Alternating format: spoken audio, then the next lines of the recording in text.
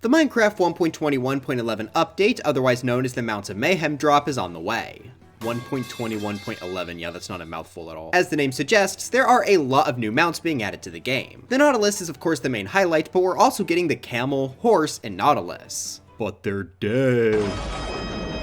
So with there being so many mounts added to the game both in this drop and in recent memory, I thought it'd be fun to rank every mount in Minecraft from the worst to the best. Okay, well I got this idea from a comment, shut up. Transportation has been a pretty hot topic in the Minecraft community for a while now, but I honestly thought they've done a pretty good job giving a lot of the mounts different purposes. Yeah, if you get the elytra, it's gonna make a horse look a lot worse, but in the eyes of a 5-year-old who gets nightmares even thinking about the Ender Dragon, a horse is a pretty good option. We'll be judging all of these based on how useful they are when ridden by a player or another mob. Extra uses like drops won't be counted though, so no bonus points for the pigs just because it can give you a pork chop. This list will include anything that can be ridden in Java Edition survival mode. I specified Java Edition specifically for a reason we'll get to a bit later. If you enjoyed this video, please make sure to leave a like, subscribe to the channel, and let's jump right in. Now when I first saw this idea, I was a bit worried that the number of mounts would be quite low. Surprisingly though, there are actually 23 rideable things in the game, so we can make a fairly lengthy list here. So out of all of the options, what do I think is the worst rideable entity in the game? It's you, viewer. You're the worst one. 23, the player. So obviously a player can't normally ride on another player, so what is it doing in the list? Well, I thought it would be fun to not only include mobs we can ride, but entities that other mobs can ride too. There are 18 entities that let the player onto them, which means we have 5 oddball entries in the list. Now how does the player count for this? Well, there is one whole mob that can ride on the player, that being the parrot. If you tame them using seeds, you can run into a parrot and they'll hop onto your shoulder. That is pretty cute and gives off some seriously strong pirate vibes. Char! But good grief, it's annoying moving parrots like this. If you run on a flat surface, this works perfectly fine, but the moment you have to either jump or fall, the parrots will dismount themselves. Same goes for taking any damage, touching any water at all, and so much more. Moving a parrot on your shoulder from a jungle to your base is usually a nightmare. That's why out of all the mounts in the game, I think the player takes the bottom spot because this mechanic is incredibly frustrating to work with. Now maybe the parrot should be the one to take the blame here, but we're ranking the mounts today. So sorry to literally everyone watching this for putting you in last place. Just be better. 22, the trader llama, and 21, the llama. Alright, here we got 2 mobs that the player can actually ride on top of. You can't control them though. Yeah, even if you put a carpet on their back, no matter what, the llama will just move as it pleases. That obviously does not make them very helpful as mounts. I do like how each of the different colored carpets gives them an entirely unique design though. The gray one, for example, would be perfect for a robbery getaway. Again, if you could control it.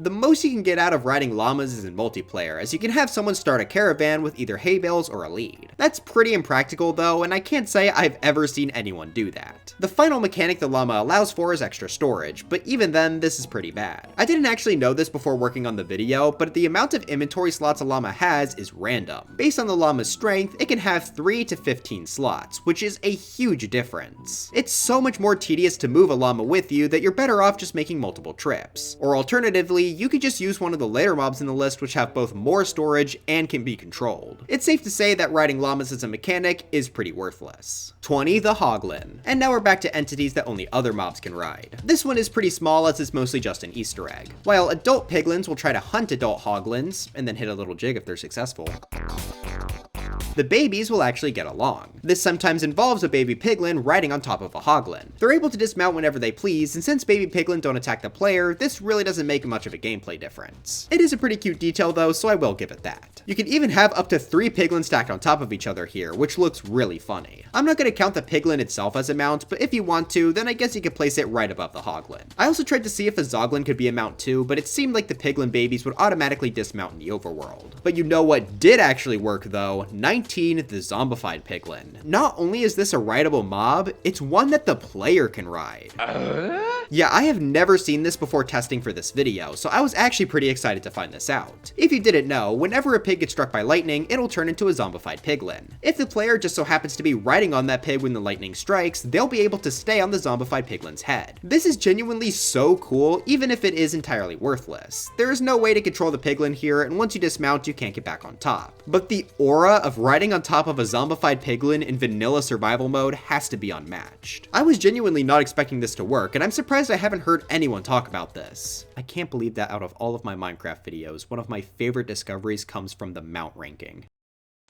Sadly, I can't rank this any higher because of how useless it is, but at least this does let me put it earlier in the video to spread it to more people. 18, the Ravager. Alright, now we're starting to get to the mounts that actually feel good for a gameplay perspective. The Ravager is another one that's exclusive to other mobs, specifically the Illagers during raids. Depending on the phase, it can be either a Pillager, Vindicator, or Evoker riding on top. Now, this isn't helpful for the player, in fact it's quite the opposite as it makes raids harder. However, I like the mechanic and raids should be hard to beat. Ravagers can deal quite a bit of damage, and the fact that they can't really get knocked back makes them quite intimidating to fight. I don't really think I can rank this much higher since it's just something you have to fight against, but I do think it's a cool feature. 17, the Spider. Very similar boat to the Ravager, where it's exclusively ridden by skeletons. I like the Spider Jockey slightly more though because of both nostalgia and the fact that it's a bit more of a jump scare. When doing a raid, you're obviously expecting a Ravager to be there, whereas a Spider Jockey can spawn whenever a spider can. This can just be during the night or even a spawner in a dungeon. This is obviously a lot tougher than a skeleton and spider separated, as it makes a skeleton much more mobile. Also, fun fact, while strays can't normally spawn on a spider naturally, you can turn a skeleton on a Spider Jockey into a stray by using powdered snow. Another fun fact is that for over 2 years, the Spider Jockey just couldn't spawn.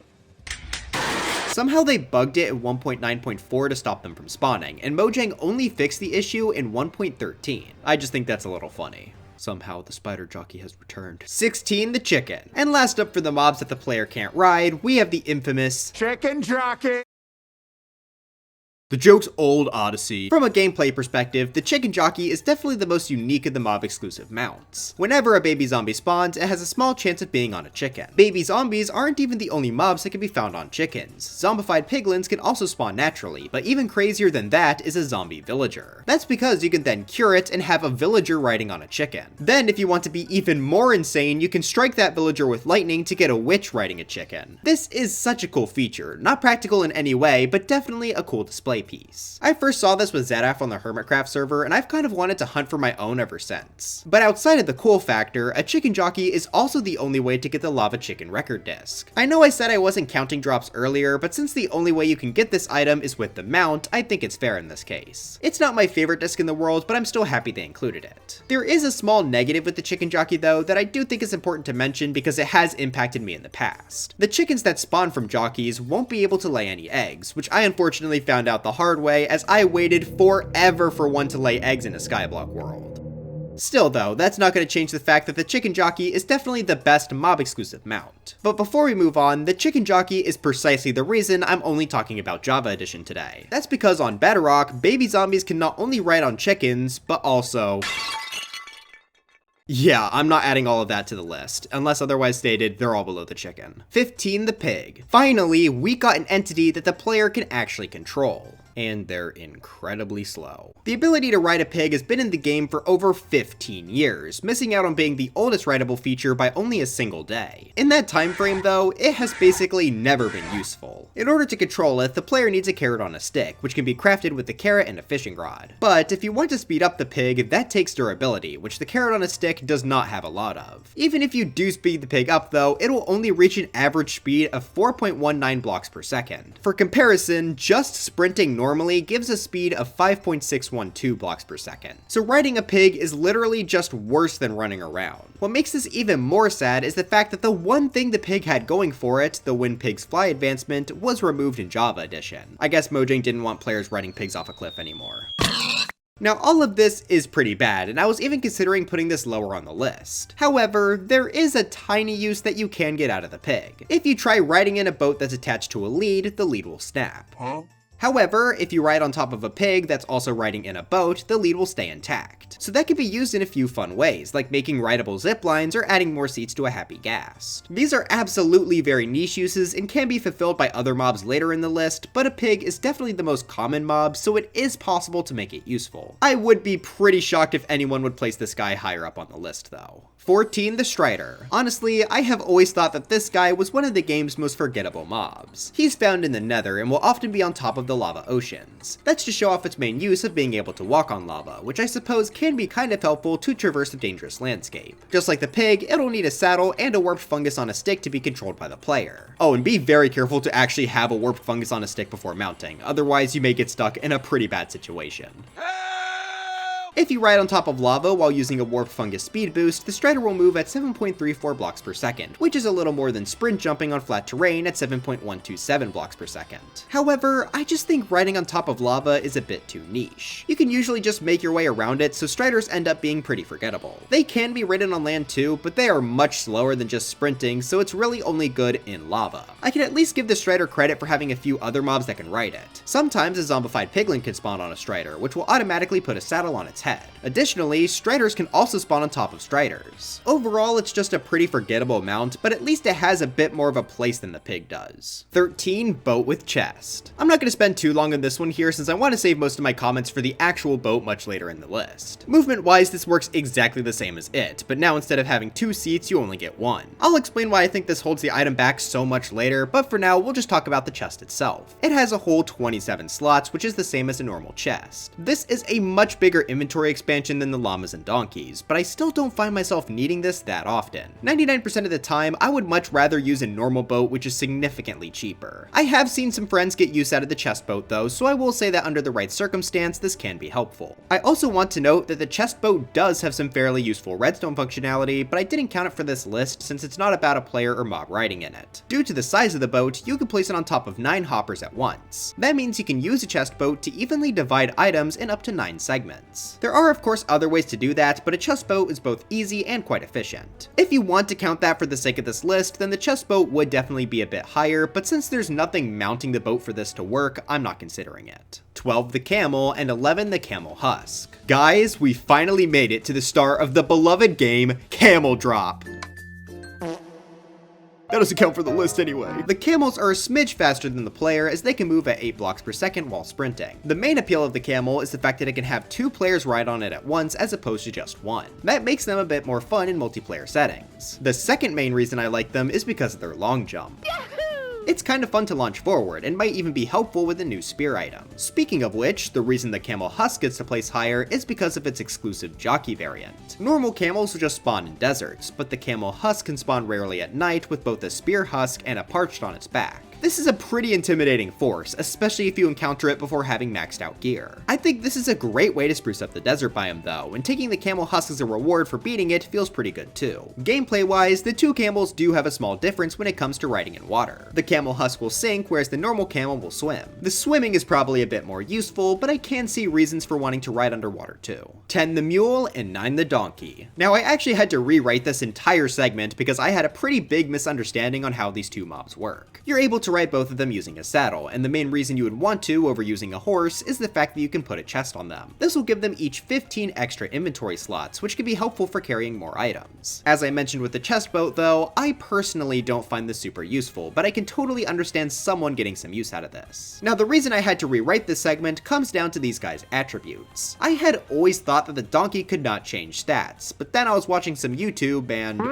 So yeah, I was definitely wrong about that. Instead, it appears that naturally spawning donkeys will always have the same stats, but you can get better stats through breeding. Natural donkeys have a speed of 7.38 blocks per second, which is faster than the player, but far off from the heights a natural horse can reach. While it is definitely nice that donkeys can get a higher speed and jump through breeding, I personally find the process a bit tedious and not really worth it. So in my mind, I still consider the natural speed the main stat of focus, which is what's putting it so low. Plus you can't put horse armor on them so they die super easily. Part of the reason I think I had this confusion is because of the mule. I thought it was the only way to get horse level stats on a donkey. That does not appear to be the case though, so mules are literally just donkeys, but they can't breed. They might be a faster way to get horse level stats, but honestly, I just go with the donkey. 8. The zombie horse. He did it. The zombie horse has been in the game ever since Minecraft 1.6, but it could never be found in survival mode. That is, until the Mounts of Mayhem drop, where it's finally getting its chance to shine. It will randomly spawn at night with the zombie on its back holding an iron spear. Obviously, this is meant to show off the new weapon and can be pretty scary. I'd still say the camel husk is scarier to encounter, but a zombie horse is pretty cool to see as well. If you manage to defeat the zombie on top, you can tame the horse for yourself. But there's a big problem. Yeah, unlike the other undead mounts, the zombie horse will burn during the daytime. While that does hurt this guy quite a bit, you can luckily work around this by equipping it in horse armor. You'd probably want to do that anyway just to help it live longer, but the fact that it's basically required can make them slightly harder to work with. Not only is the zombie horse pretty cool though, it's also the fastest thing we've seen so far with a speed of 8.43 blocks per second. Still a slight bit slower than the average horse, but the cool points of having it be a zombie might just be worth the trade-off to some. 7. The skeleton horse. Unlike its zombie counterpart, this guy did make it into the game quite a bit earlier. During a lightning storm, there's a chance for a trap horse to spawn. If the player goes near it, even if it's not storming anymore, this will summon 4 skeleton horsemen, which is pretty terrifying, but a cool jump scare. It adds a lot to thunderstorms as a mechanic, and it's always a pleasant surprise whenever one of these shows up. Or scary surprise. If you manage to kill the skeletons riding the horse, you'll be able to take a skeleton horse for yourself. Speed-wise, it's exactly the same as a zombie horse, which I think makes sense. What doesn't really make sense though are a few of their differences. Despite normal skeletons burning, the skeleton horse won't burn during the day. Now this could be because the horseman jump scare can occur during the daytime, but they could have also just made the skeleton horse spawn in with armor like they did with skeletons. No wait, sorry, no they couldn't, because the skeleton horse can't equip horse armor, making it a bit more vulnerable than the zombie horse. The skeleton horse will also sink in water, whereas the zombie horse is able to swim. So yeah, there's a lot of odd differences there, but I think in the end, I do slightly prefer the skeleton. Not only do I think the encounter is a bit cooler, I kinda like skeletons a bit more than zombies. Just in case my obsession with dry bones from Mario didn't make that clear. Dry bones for Smash. 6. The Nautilus. And here we have the face of the new update, and while it is still quite new, I think the Nautilus is going to turn out to be extremely helpful. It will spawn underwater and can be tamed using a pufferfish. Once equipped with the saddle, not only can it move faster than normal swimming, but it also equips the rider with the brand new Breath of the Nautilus effect. That means the user can breathe underwater for as long as they like, so long as they're on top of the Nautilus. Sure, we do have conduits and water breathing potions already, but I think the Nautilus is a lot easier to use. That's on top of its extra speed and lunge ability, which can help you move even quicker. The Nautilus will sadly die if it stays on the surface for too long, but I really don't mind as it improves underwater travel by so much. Yeah, it may not be an all-around transport tool, but the niche it fills is an important one. Plus, you can even equip this guy with Nautilus armor, which is found rarely in buried treasure chests, shipwrecks, and ocean ruins. Overall, I would say the Nautilus definitely lives up to expectations, but if I had the option, I would rather go with 5, the zombie Nautilus. Everything I've brought up about the default Nautilus applies to the zombie as well, it's just that the zombie is a whole lot rarer. Whenever a drown spawns with a trident, it'll have a 50% chance to be riding on a zombie Nautilus. Trident drowns are already terrifying enough, so finding one of these will probably give some kid a heart attack. If you manage to win though, you can take the zombie Nautilus for yourself. The main difference between the two Nautilus types is the fact that the zombie will burn in the day, but since you aren't leaving the water anyway, that's barely a factor. The zombie Nautilus also has a rare variant, as if it spawns in a warm ocean biome, you can get a coral version. I adore how this looks with all of the different colors on its shell. It's definitely the one I'm going to be going for when the update drops, and then immediately cover it in armor. 4. The Happy Ghast. Moving from one drop star to the next, the Happy Ghast is still a really good addition. Its main use is the ability to fly, which is not the case for any other mount. Well, I guess that depends on your definition of flying. To get a Happy Ghast, you have to find it at a nether fossil, get it from a piglin barter, or craft it yourself using 8 ghast tears and a piece of soul sand. Once you have a dried ghast, you simply have to place it in water and wait for it to rehydrate. Then, using any color of wool, you can craft a harness to take to the skies. It's just pretty fun flying around with this thing, and that's especially the case in multiplayer. You're able to have up to 4 people riding on a Happy Ghast at once, which is by far the most out of any mount. Flying over your world with a group of friends is a lot of fun, and this can even be practical in other ways, which I'll cover in a bit. The Happy Ghast is also great for transporting mobs since you can tie them to it with a lead and fly over long distances. The Elytra can do that too, but the lead will snap if you try using a firework. The other reason you may want to use the Happy Ghast is while building. If you have a very tall structure, a Happy Ghast can kind of act like creative mode flight. It's a bit harder to control of course, but still pretty useful. Especially because you can actually stand on the Happy Ghast head, which basically makes this a movable platform. The Ghast won't be able to move while you're standing on it too, so this makes it a great tool to use. The only bad part about the Happy Ghast keeping it from being higher is its speed. It moves at the incredibly slow speed of 3.5 blocks per second, which is slower than the normal walking speed. speed. Of course, the flight helps to get over obstacles, but still, the happy ghast is definitely not what you want for long distance travel. It's really good for building in a central location, but movement outside of that is a bit much. 3. The minecart. Here we have every Smash Ultimate player's worst nightmare, and a pretty iconic Minecraft item to boot. It's the oldest rideable feature in the game. Technically, pigs were added first, but the ability to ride pigs was added the day after the ability to ride minecarts. Minecarts are able to move at a speed of 8 blocks per second on powered rails, which is a little less than a skeleton horse. A lot of people think that speed is a bit disappointing, which is certainly understandable due to the minecart requiring a lot of setup. Not only do you need to craft the minecart itself, but also the railing the minecart rides along. Of course, you have the freedom to make that rail system go anywhere, but the longer the distance, the more resources it'll take. Luckily, most of it is pretty easily farmable, but still, I can understand this being less appealing than some of the horses since they move faster and with less setup. The reason I decided to put the minecart higher though comes down to a few things. For one, when you're on a rail, you don't have to control it to move.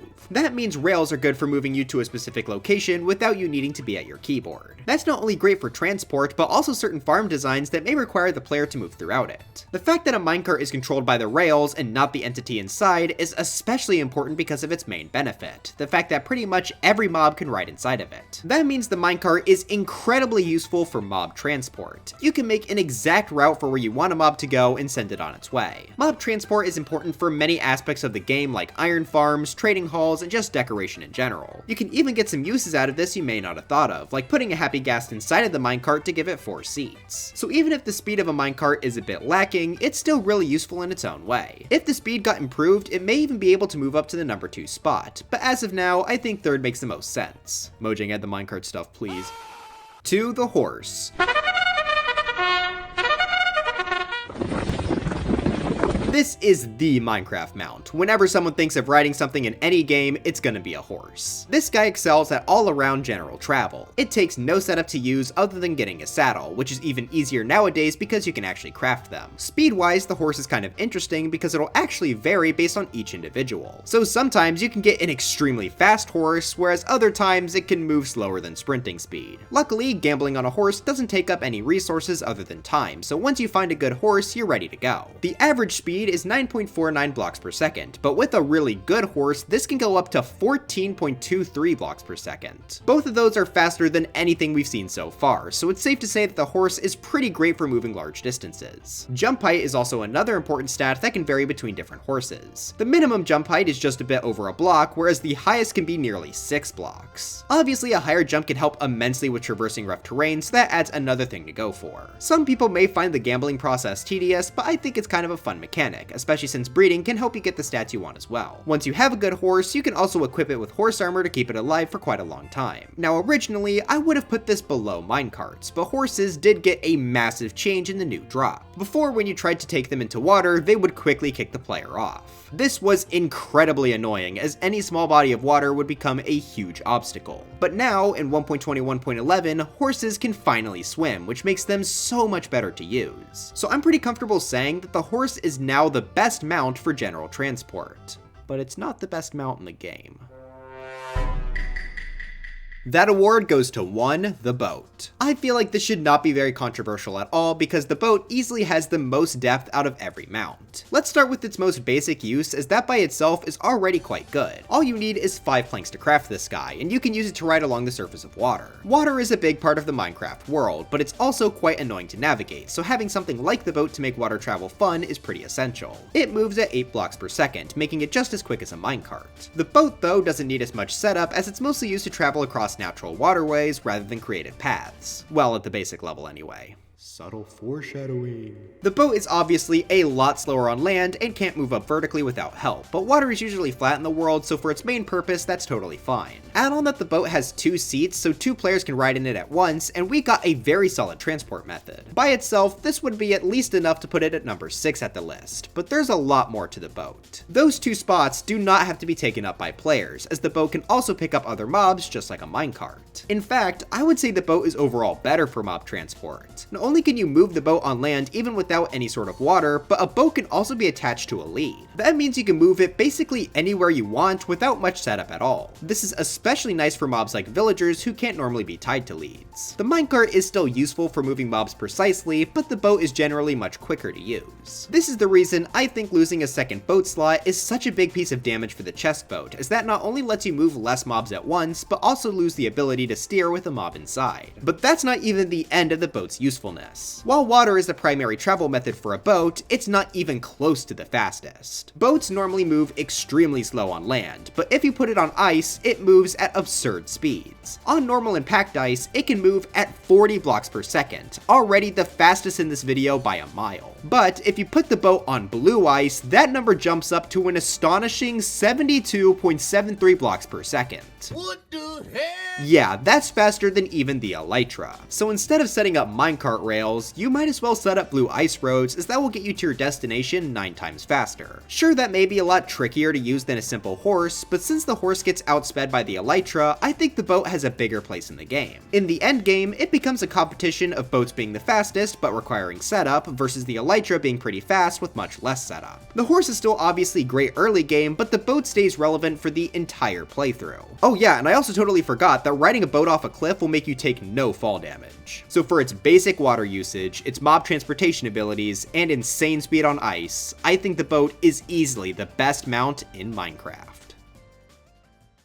But anyways, that's it for this video. Were you really looking forward to me talking about the bedrock mushroom jockey and hate me for not mentioning it? Let me know in the comments. Yet again, I somehow found a way to make even a topic like this longer than I thought. When will my yapping end? Well, before I go, I've got to thank my members being Duck, Maidzio2, Octopon, Nathaniel B, Stuffy Ant, Expired Crazy Person, Rich Dude 29, Jeho Jim, Linhard Von Hevering, Fredbear's Diner, Magnus and Larslot, Trifector, Tibby, Mario Master 101, Hippopotamus, Levi Strux, Nuclear, Cassie Channel, Blast Tiger, Wyatt Derpy, Yanni the Duck, Trader Mo, Mevins 2001, Display Changer, SMA, B Major 2003, Sir Musty, Belandor, Cinder CC, Jade Avery, Pronto Clone, Thicky Reiki, Ungenio TM, CW McCain, Tesseract, JubeTube, Jameson Pageson, Z Frost, Concanut, Keep, and Christian Flattery Sequel Edition. But anyways, dry bones for Smash, and I'll see you guys next time.